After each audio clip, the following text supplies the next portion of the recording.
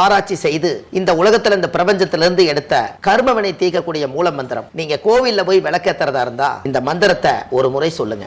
முற்பிறவியில செய்த பாவங்கள் எப்பிறவிக்கும் தொடராமல் இருக்க, இப்பிறவியிலேயே என் தந்தை வழியில் வந்த கர்மாவனை, என் தாய் வழியில் வந்த கர்மாவனைகள், என் தாயுடைய கர்ப்பத்திலிருந்து நான் இந்த பூமிக்கு கொண்டு வந்த கர்மாவனைகளும் இன்றோடு நிவர்த்தியாகட்டுன்னு 5 தீபம் விளக்கேத்தி சாமிக்கு தேங்காய் வளம் பூ மாலை கல்கண்டு வாங்கி அர்ச்சனை பண்ணி உங்க ஜாதகத்தை கொண்டு போய் சாமி பாதத்துல வச்சு இன்னையோட எனக்கு எல்லாம் நல்லது நடக்கும்னு மனசார கும்பிட்டு வாங்க. வாழ்க்கையில அசுர வளர்ச்சிக்கு வந்து. அனைவருக்கும் வணக்கம். பாரம்பரிய திருவள்ளுவர் குல வம்சம் பிரசன்ன ஜோதிடர் சுப மாரிமுத்து திருப்பூர்லேருந்து இந்த பதிவு உங்களுக்காக.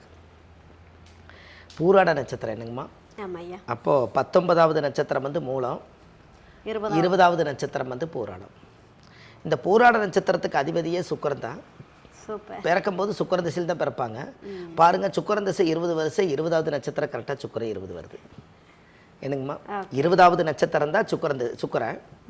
கரெக்டாக பூராட நட்சத்திரத்துக்கு அதிபதியும் சுக்கிரன் தான். அப்போ பிறக்கும்போது அவங்க சுக்கிர திசையில் தான் பிறப்பாங்க. இந்த பூராட நட்சத்திரம் நூலாடாதுன்னு அந்த காலத்தில் ஒரு பழமொழி உண்டுங்க.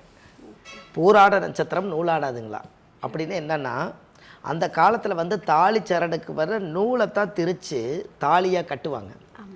அந்த நூல் ஆடாது அப்படின்னா அந்த காலத்தில் பழமொழி என்னென்னா, அந்த வீட்டில் யாரோ ஒருத்தர் மாங்கல்யம் இழந்தவங்க இருப்பாங்க அப்படிங்கிறதுக்கு தான் அந்த காலத்தில் பூராட நூலாடாதுன்னு சொன்னாங்க.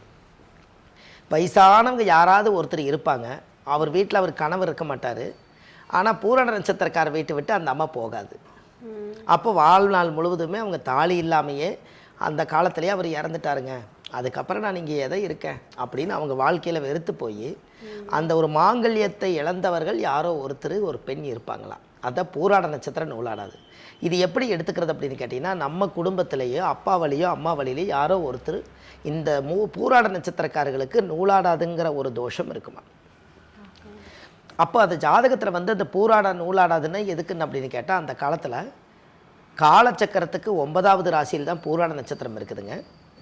இந்த பூராட நட்சத்திரக்காரர் வாழ்க்கையில் போராடிட்டே இருப்பாங்கன்னு சொல்லுவாங்க. இவங்களுக்கு எப்போவுமே பாருங்கள், அது ஏன் போராடிட்டே இருக்கிறாங்கன்னா, பூராட நட்சத்திரம் வந்து தனுசு வீடு. தனுசு வந்து வில்லு அம்பு இருக்குங்களா, அதனால இது எப்பவுமே போராடுறதுக்கு தயாராக. இதைத்தான் அந்த காலத்தில் முன்னோர்கள் இதை சொல்லி வச்சாங்க. இது மக்களுக்கு தெரியல. அது வந்து இன்னும் சொல்ல போனால் கொஞ்சம் உடைச்சி சொன்னால் அது போர்க்கள ராசி. எப்படிங்கம்மா? அங்கே தான் அம்பு வில்லும் இருக்குது.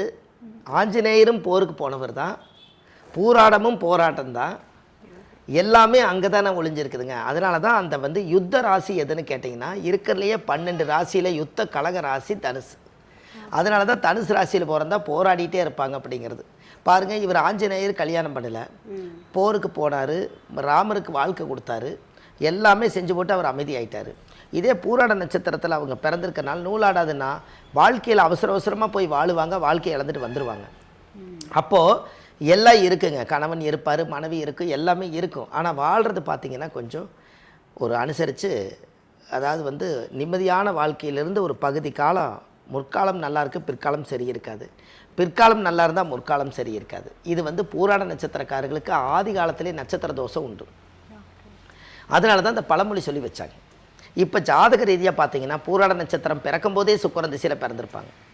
அப்போ நினச்சி பாருங்கள், சுக்கிரன் திசை வந்து 20 வருஷம்னா தாயுடைய கர்ப்பத்தில் 10 வருஷம் இருப்பு. அப்போ 10 வயசுங்கும் போது சுக்கிர திசை போயிடும். அதுக்கு அடுத்து சூரியன் திசைங்க 6 வருஷம். இந்த 6 வருஷம் சூரியன் திசை இருக்கிறனால இந்த 6 வருஷம் இந்த 10 வருஷம் சேர்த்துனா 16 வயசு ஆச்சுங்க. இந்த 16 வயசுங்கும் போது இவங்க குழந்தைகளாக படிக்க வச்சு ஒரு 8வது 10வது +2 முடிச்சுட்டு அடுத்த காலேஜ் போகக்கூடிய காலத்துக்குள்ளேயே இந்த சுக்கிர திசை முடிஞ்சிடும். இந்த சுக்கிர திசை முடிஞ்சு அதுக்கு அடுத்தது சுக்கிர திசையும் சூரிய திசை முடிஞ்சிடும். இந்த சூரிய திசை முடிஞ்சதுக்கப்புறம் சந்திர திசை பிறக்கும். இந்த சந்திரன் யாருன்னு கேட்டிங்கன்னா, சந்திரன் வந்து தாய். அந்த சந்திரனை தாய். இந்த தாயுடைய அம்சம் என்ன அப்படின்னு கேட்டிங்கன்னா, தாய் ஒரு 10 மாதம் குடியிருக்கும். அப்போ இந்த சந்திரன் திசை வந்து ஒரு வாழ்க்கையில் ஒரு பெரிய மாற்றத்தை கொடுக்குறக்காக இந்த 16 ஒரு 10 26ங்கும் போது சந்திர திசை முடியும். அப்போ செவ்வாய் திசையில் இவங்க கல்யாணம் கண்டிப்பாக பண்ணுவார். செவ்வாய் 7 வருஷங்க. அப்போ 25 ஒரு 7 32 வயசுங்கும் போது ஒரு மனிதருக்கு கல்யாணம் ஆகாமல் இருக்காது. ஒரு எப்போவுமே இன்றைக்கி உள்ள காலகட்டங்களில் ஒரு 25 வயசில் ஒரு பிள்ளையை வீட்டில் வச்சுருக்க முடியாது, 25 வயசில் ஒரு பையனை உலகத்தில் வீட்டில் வச்சுருக்க முடியாதுன்னு நினைக்கிற உலகத்தில் 30-32 வயசு வரைக்குமெல்லாம் பொண்ணு பார்க்காம மாப்பிள்ளை பார்க்காம இருக்க மாட்டாங்க. கரெக்டுங்களாம்மா? அப்போ இந்த 32 வயசுக்குள்ளே ஒரு கல்யாணம் முடியுது. அப்போ செவ்வாய் திசையில் கல்யாணம் நடக்குது. ராகு திசை 18 வருஷங்க. அப்போ 32 ஒரு 18 50. சரியாக 50 வயசுங்கும் போது இவருக்கு ராகு திசை முடியுதுங்க. இந்த 32 வயசுலேருந்து ராகு திசை இவருக்கு ஒரு பிரம்மாண்டமான ஒரு வாழ்க்கை, குழந்தைகள், உறவுகள், தொழில், சந்தோஷம், நிம்மதி எல்லாமே இதில் தேடி யோகம் வருது. இது எல்லாமே ஜாதகத்தில் அந்த அமைப்பை கொடுத்துரும். அதுக்கு உண்டான பவர் வந்து ஜாதகத்தில் இருக்குது. அப்போ அதுக்கப்புறம் பார்த்தீங்கன்னா ராகு திசை 50 வயசுக்கு மேலே, குரு திசை 16 வருஷங்க. 50 ஒரு 16 66. 66 வயசு வரைக்கும் 66 அவர் வாழ்ந்தாலே பெரிய காலம். அது மிகப்பெரிய ஒரு பொன்னான காலம் 66. இந்த 66 வயசுக்குள்ளே அவருக்கு தேவையானது எல்லாம் தேடி வச்சு, கணவன் மனைவி எல்லாமே சந்தோஷம் நிம்மதியாக வாழ்கிறதுக்கு உண்டான வழிகளை தேடி, இடம் தட வீடு வாசல் சொத்து சொகை எல்லாம் தேடி வச்சுட்டு 66 வயசுக்கு மேலே அவர் அமைதி ஆயிட்டாலே இது வரைக்கும் பிறவி மனித பிறவி எடுத்து வாழ்ந்தது போதுங்கிற மனம் சொல்லும் இல்லைங்களா? நம்மளை இப்போ நானே இருக்கிறேங்க, எனக்கு ஒரு 66 வயசு ஆச்சுன்னா நான் என்ன நினைப்பேன், இந்த மக்களுக்கு செய்ய வேண்டிய சேவைகள் எல்லாமே செய்துட்டு காலத்தில் நம்மளுக்கு இந்த உடம்பை பார்த்துக்கிட்டு மனசையும் பார்த்துக்கிட்டு நம்ம அமைதியாக இருந்தால் போதும் தான் நம்ம நினைப்பாங்க. இந்த உலகத்துக்கு நம்ம எவ்வளவு சேவை வேணாலும் செய்திருக்கலாம், தர்ம தானம் புண்ணியம் எவ்வளோ செஞ்சுருக்கலாம். நம்மளுக்காக ஓய்வு எடுக்கிற நாள் எந்த நாள்? என்னங்கம்மா? எல்லா நாளுமே காலையில் எழுந்திரிச்சா யாராக இருந்தாலும் இன்றைக்கி நான் இவரை பார்க்க போகிறேன், நான் அவரை சந்திக்க போகிறேன், நான் இங்கே வேலைக்கு போகிறேன், நான் இந்த இடத்துல பேங்க்கு போகிறேன், இந்த இடத்துல நான் வந்து பணம் வாங்க போகிறேன், எல்லோரும் ஒரு கோரிக்கை வச்சுருக்காங்க. அப்போ அதிகாலையில் சூரிய உதயமான எல்லோரும் அவங்கவுங்க காக்கா குருவிகளாட்டா அவங்கவுங்க எப்படி காக்கா குருவி பறந்து இறதேட போகுமோ அதுபோல் மனுஷங்களும் நம்ம வந்து அங்கங்கே பறந்து பறந்து ஒவ்வொரு இடத்த தேடி எல்லோரும் அவங்கவுங்க ஒரு கமிட்மெண்ட்டு வச்சுருக்கோம். கரெக்டு தானுங்கம்மா? இன்றைக்கி இறதேடக்கூடிய காகம் கூட வாயில்லாத ஜீவன் பறந்து தான் ஆகணுங்கிற உலகம் இது. அப்போ மனித பிறவி எடுத்து கண்டிப்பாக நம்ம வந்து இந்த உலகத்துக்கு போகாமல் இருக்க முடியுங்களா? கண்டிப்பாக போய்த்தான் ஆகணும். அப்போ இந்த வாழ்க்கையில் என்னைக்கு ஓய்வெடுத்து ஒரு மரத்தடியில் நம்ம எப்படி உட்கார முடியும்? நம்ம ஓய்வு இருக்கணும் இல்லைங்களா? அப்போ இந்த ஓய்வு காலம் எப்போன்னு நம்ம தெரிஞ்சிட்டா அது வரைக்கும் பாடுபட்டுட்டு அதுக்கு மேலே எல்லா கடமையும் முடிச்சுட்டு ஓய்வு எடுக்கலாங்கிற எண்ணம் நம்மளுக்கு உதயமாயிரும் இல்லைங்களா? கண்டிப்பாக. என்னங்கம்மா, நான் நிறையா சொல்லியிருக்கேங்க. பணம் 10 செய்யும், அதை பத்திரமாக வைத்திருந்தால் புண்ணியமும் செய்யும். பணம் யாருக்கு வேணாலும் வரலாங்க, அதை நீங்கள் புண்ணிய காரியத்துக்காக பொறுமையாக வச்சுருந்தா அது புண்ணியம் செய்து அது பல மடங்கு வளருமா. அதை பணம் 10 செய்யும், அதை பத்திரமாக வைத்திருந்தால் புண்ணியமும் செய்யும். அந்த புண்ணியத்துக்கு என்ன சொல்லியிருக்கேன்? புண்ணியம் செய்வதற்கே புண்ணியம் செய்திருக்க வேண்டும். என்னங்கம்மா? புண்ணியம் செய்வதற்கே புண்ணியம். ஆமாம். தர்மங்கள் செய்ய செய்ய கர்மங்கள் குறையுமா? தீர்வுன்னு எந்த புத்தகத்திலையும் இல்லை. என்னங்கம்மா? தர்மங்கள் செஞ்சால் கொஞ்சம் குறைக்கலாமா? நம்ம தாத்தா பாட்டி முப்பாட்டம் கொள்ளுப்பாட்டம் என்ன பாவ கர்மாவை தேடி வச்சாரோ அந்த பாவ கர்மாவை எல்லாம் தேடி வச்சதா அவங்க காலத்தில் அது கழிக்காமல் அவங்க காலம் முடிஞ்சது போயிட்டாங்க. மிச்சம் இருக்கிற கர்மம் நம்ம தலையில் உட்காந்துக்குது. நம்மளும் கொஞ்சம் குறைச்சிக்கிட்டு வாழ்ந்துட்டு போகும்போது புனித ஆத்மாவை போக சொல்லி இந்த நவீனமான உலகத்தில் புண்ணியத்தை தேடுங்கன்னு அந்த காலத்தில் சொல்லுது. அதுதான் புண்ணிய உலகம் இது. அப்போ இந்த ஜாதகத்தில் வந்து இப்போ எத்தனை சித்தர்கள், முனிவர்கள், ரிஷிமார்கள், யோகிகள், மகான்கள் எல்லாம் இருக்காங்க. அவங்களெல்லாம் வாழாத வாழ்க்கை நம்ம வாழ போகிறதுங்க. அவங்கெல்லாம் வாழ்ந்து முடிச்சுட்டு அவங்கெல்லாம் சித்தர்களெல்லாம் ஏன் காட்டுக்குள்ளே போய் உட்காந்துருக்காங்கன்னா இங்கே குடும்பத்துக்குள்ளே அவ்வளோ பிரச்சனையும் மன உளைச்சல் நெருக்கடியும் தாங்க முடியாமல் நான் இந்த உலகத்தில் வாழ்ந்தும் பார்த்துட்டேன், வாரிசையும் உருவாக்கி பார்த்துட்டேன், மனைவி கட்டி வாழ்ந்து பார்த்துட்டேன், உறவுக்காகவும் வாழ்ந்து பார்த்துட்டேன், ஊருக்காகவும் வாழ்ந்து பார்த்துட்டேன், உலக மக்களுக்காகவும் வாழ்ந்து பார்த்துட்டேன். இது எல்லாமே இந்த உலகத்தில் அவங்கவுங்களுடைய சுயநல வாழ்க்கையில் இருக்கிறதுக்காக நம்ம பிறப்பெடுக்கலை. நம்ம பிறந்ததுக்கு ஏதாவது ஒரு சரித்திரத்தை உருவாக்கி வைக்கணுங்கிறதுக்காக எல்லாத்தையும் உதறி தள்ளிட்டு காட்டுக்குள்ள உட்காந்து தியானம் பண்ணினதுனால தான் மனிதனாக இருந்து மகானாக மாறினார், மகானாக இருந்தவர் சித்தராக மாறினார். என்னங்கம்மா? அப்போ இந்த பூராட நட்சத்திரம் போராட்டம்ங்கிறது எவ்வளோ பெரிய போர்க்களத்தை தாண்டி வந்திருக்கு. அப்போ இந்த பூராட நட்சத்திரத்தில் ஒரு பெண் பிறந்தாலும் ஒரு ஆண் பிறந்தாலும் அவங்களுக்கு கரெக்டாக இந்த ரிட்டையர்டு வயசுக்குள்ளே அவங்க வாழ்க்கை நல்லா இருக்கணும், எதிர்காலத்தில் ஒரு பெரிய மாற்றத்தை உருவாக்கணும். அவங்களுக்கு பாரம்பரியமாக அவங்க 2 பணம் எப்போவுமே காசு மிச்சப்படுத்தி பழகிடுவாங்க. அவங்க சம்பாரித்து இந்த பூலோகத்தில் நல்லா வாழணுங்கிற எண்ணம் இருக்கும். அந்த குடும்பத்துக்கு ஹெல்பிங் மைண்டு உள்ளவங்களாக இருப்பாங்க. பூராட நட்சத்திரக்காரி எப்போவுமே உதவி செய்யும் மனப்பான்மை இருக்கும். இந்த தனுசு ராசியாக இருக்கிறனால தனுசு ஒரு நாள் வெளில வந்து ராமரே அம்பை முறிச்சு போட்டு போய் தான் கல்யாணம் பண்ணார். ஆமாம். என்னங்கம்மா? இந்த அரக்கன் வேலை இனிமேல் எனக்கு வேண்டாம் அப்படின்னு. அப்போ ஒரு நாள் போராட்டம் ஒரு நாள் நிற்கத்தானே போதுங்க. அப்போ கண்டிப்பாக அவங்களுக்கு முற்காலம் சரியில்லைன்னா பிற்காலம் நல்லாயிருக்கும், பிற்காலம் சரியில்லைன்னா முற்காலம் நல்லாயிருக்கும். எப்போவுமே கடவுள் 100 வருஷம் 120 வருஷம் ரெண்டாக பிரித்து வச்சிட்டாருங்க. 60 வருஷம் வரைக்கும் வாழ்க்கை இருக்குது. இந்த 60 வயசில் ஜாதகத்துக்குள்ள எல்லாம் கலந்ததான் கலவையாக இருக்கும் பாருங்கள் வாழ்க்கை.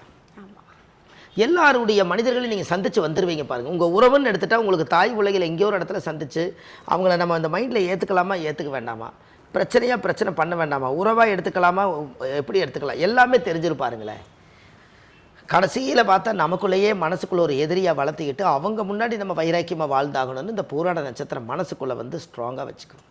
வெளியே சொல்லாதுங்க, ஆனால் உள்ளுக்குள்ளே இவங்க முன்னாடி நான் நல்லா வாழ்ந்து காமிக்கிறேன் பாரு, என்னை ஒரு கூட்டத்தில் வந்து என்னை சொல்லி காட்டிட்டாங்கல்ல, என்னை வந்து ஒரு கேவலப்படுத்தின மாதிரி சாட பேசிட்டாங்கல்ல, நான் அவங்க முன்னாடி நான் எங்கேயாவது பட்டணம் போயோ, நான் எங்கேயாவது ஒரு பக்கம் டவுனில் போயோ, நான் எங்கேயாவது பக்கம் நான் வேலை தேடி பொழைச்சி நான் காசு சம்பாரிச்சு வந்து உன் முன்னாடி இதே மாதிரி வீடு கட்டி உன் முன்னாடியே நான் கார் வாங்கி நான் வாழ்ந்து காமிக்கலைன்னா நான் எங்கள் அம்மா எங்கள் அப்பாவுக்கே நான் பிறக்கலைன்னு இப்படி சபதம் போட்டு இவங்களுக்குள்ளேயே மனசுக்குள்ளே வச்சுக்குவாங்க. ஆனால் வெளியே சொல்ல மாட்டாங்க. ஓகே, எனக்கு ஏன் அப்படின்னு கேட்டிங்கன்னா அந்த அளவுக்கு வைராக்கியமாக வாழக்கூடியது அதுதான். நான் பாருங்க முன்னாடி வாழ்ந்து காமிக்கிறேன்னா அந்த வைராக்கியம் எந்த நட்சத்திரத்துக்கு இருக்குன்னா போராட்டத்துக்கு அதிகமாக இருக்குது. நீங்கள் அவங்ககிட்ட பகைச்சிட்டிங்கன்னா கிட்டத்தட்ட 18 வருஷம் அவங்க மனசு இறங்கி வராதுங்க.